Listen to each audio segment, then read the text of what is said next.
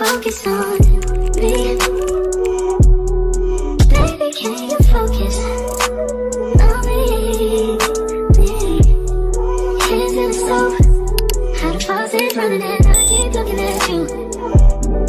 Stuck on your phone, stuck in your zone. Guys, welcome to my YouTube channel. So today we're going to talk everything about lip gloss. When you are starting a lip gloss business, what do you need? What do you need to purchase? What do you need to actually become successful? But this time around, we're just going to be talking about ingredients. Maybe if you are so interested, I'll like make an episode or make like a series of whatever I need to go through, and most especially for people in like Uganda, because you know, as people in Uganda, we don't like easily get most of the things. But I'm going to put like links. If you're new to my channel, please don't forget to subscribe, like, and share my video with anyone who you think is actually starting a lip gloss business. I think this video will actually really be helpful to them. Thank you so much. It's some VERSAGEL. This can be either from TKB or some people use some other brands, but I prefer TKB because I feel like it's thick, and all the things that actually there, most of them are not really bad for the lips. Actually, they are not bad for the lips because they are checked. But some VERSAGELs have what's it called, mineral oils that can actually damage your lips. Like there are some oils that are not good for everyone. So in most cases, I would recommend you to get VERSAGEL from like TKB. If you're in like other countries, some countries get suppliers, like they have suppliers, so they get VERSAGEL from TKB and then they repackage it for their, I don't know, but the people who actually have that type of VERSAGEL, so you can look around. I think I know a few, but it's according to which country you're in. But personally in Uganda or Kampala, I know, so you can like inbox me or like text me on Instagram, then I can tell you who. I can just send you the suppliers. So next you need some liquid pigment. I actually find that TKB really has nice things. Sorry, this is not sponsored, so I don't think I'm just actually trying to market them, but no, like truthfully, like their liquid pigments are actually really thick, like not thick, really pigmented. Same applies to their mica powders, so you would need something that will bring color to your lip gloss. So you can either use liquid pigments or you can use mica powders, but I prefer to use liquid pigments. I use mica powders in like some case scenarios. If you don't know how mica powders look like, they look like this. So these are the micas. I specifically use them when I'm like making shimmers, like shimmer lip glosses or something like that. This is a bronze, this is a gold, and this is a white. This is actually, I think, the most time I actually use micas, but you might actually like having lip glosses that are shiny. They look so beautiful though, like, because now look at this bronze. When you apply it, it will be like giving you an illusion of another color, like a brown, but it's so pretty. So it's really up to you. You may want to make a lip gloss business with shimmers or something like that. It's really up to you. So, but I would recommend any of these. Yeah. Next, you need some oils. So you can either use grapeseed oil, coconut oil, or any other types of oil, but those are the new ones I know, like a SPATULA, because they're actually very nice for if you want, like coconut oil is very nice for hydrating lips because it's known for its hydrating properties. Grapeseed oil is not something I really use, so I mostly use coconut oil, but you can use any of the two. They're actually really recommended when you're making lip gloss. Yeah, then you also need vitamin E oil. Yeah, because okay, some people don't actually put vitamin E oil, but I personally put vitamin E oil because it has very many benefits for your lips.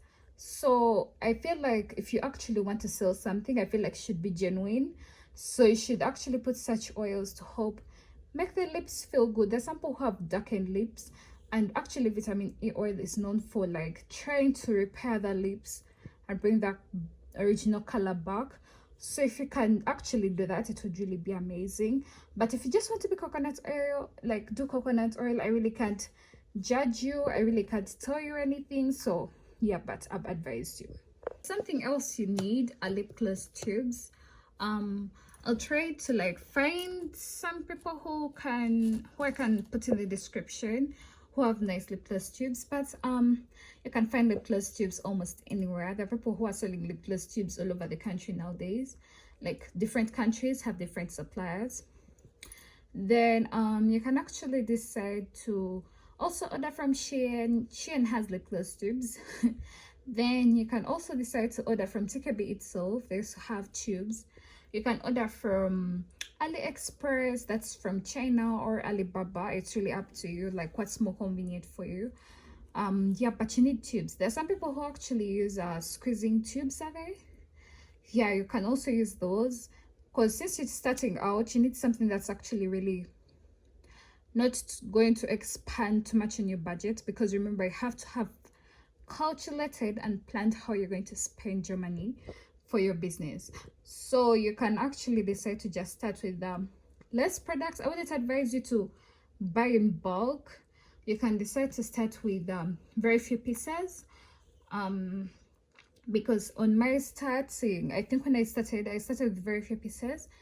I think I started with like 5 of each color, and I think 10 of like 3 colors. I had released a clear, a pink, and a red. So those are the colors I started with, and I released like 10 of each. Those are like 30 pieces. So if you're starting, you can even go less. Like really, you have to first see how your market will react to it, if they actually sell out. But you don't have to like go way overboard. Yeah, but if you're actually really starting, that's what I would recommend. Start with few tubes, try to sell them, see how they sell out. Then like, so the next thing, you need labels. Because people need to identify your brand. You don't have to sell your tubes, your lip glosses without a label. It doesn't matter whether you begin like with just a paper like this, you get, like it doesn't actually matter. You can begin with a paper, you can begin with anything, as long as if it helps to identify your brand as your brand. So that's what I'd advise you to do. Some people, if you feel like you want to go out, do the best packaging and all, you can decide to start with printing on the tubes. Like they actually go and they print the label onto the tube. So you can also do that. It's actually really up to you. Then the other thing is to get clear stickers. I'm just giving you different ideas. It's up to you and what your budget is. You can use any of the ones I've suggested, but I feel like any can work, but just that the paper ones are like not the best. So if you can like try to get the clear stickers just for start, it's also really okay. The people who actually do laminate, is it laminating? I don't know what it's called. It's like, I don't know, I won't lie, but I would recommend you get labels. You don't want your products to actually go viral and someone decides to say that they are products. I don't know how you would feel about it, but I feel like you should actually let people know that it's your brand and they're your products. Right, so the next thing you need is like a mixing bowl, like bowls actually, because unless you like have one color, 2 colors, but I would recommend you to get like various quantities of bowls, so that like you make like 4 colors at the same time and then wash at the same time, like at once, other than you like, let's say you're actually needing them at that moment in high demand. It would actually make it hard for you to have to wash one after the other. And yes, don't forget, you also need mixing spoons. Not specifically spoons, because when you're mixing, the spoons can actually decide to scoop up the products and it goes all over the spoons, which you don't want. You can decide to use spatulas, or like some people use, what are they called? But yeah, you can use spatulas. So you can use that, and it's actually really good for if you want to empty the bowl. It helps you to empty every part of the bowl and complete all the products, so that you can just easily put it in your syringes. Oh, and that's the next thing. So next you'll need either a syringe, yes, or some people who can buy machines, but I feel like machines are like 500,000, 600,000 in Uganda shillings. I think that's around. Yeah, so I would recommend for you to actually first start with a syringe. Just that actually me, when I started, I used to like dispose them off every time. So like with every lip gloss I would make, like every color, I would like throw them out, then I buy new ones.